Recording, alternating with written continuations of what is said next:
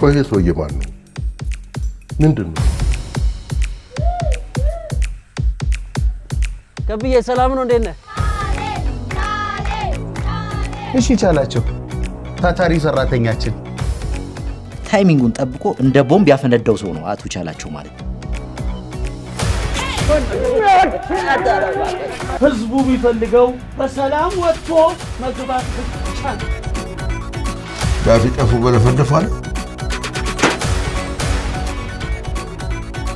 የሚሸጠው እኮ ጁስ እና ብስኩት አይደለም።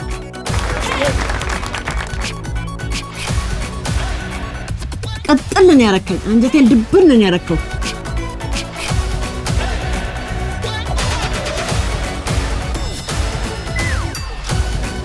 ዘንድሮ ትንሽ የሚባል ጠላት የለም።